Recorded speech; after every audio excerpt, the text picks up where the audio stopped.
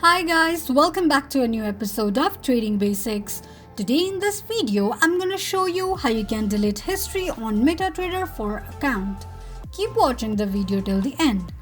To delete your history on Metatrader4's account, firstly go ahead and open your Metatrader4 application. Make sure that you're logged into your account and it will take you to the home page of Metatrader4 application. Click on box icon at the bottom of the page. Now to delete history on Metatrader4, simply swipe the history on the left side and tap on red delete button. If you have got any history, you will be able to see it right here on this page. Since I don't have any history, I'll not be able to do so.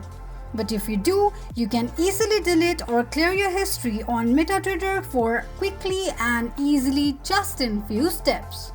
If you have any thoughts or queries, let us know in the comments section. Don't forget to subscribe to our channel. Also press the notification bell icon so that YouTube will notify you whenever we post a new video. I hope this video was helpful to you. Thank you so much for watching.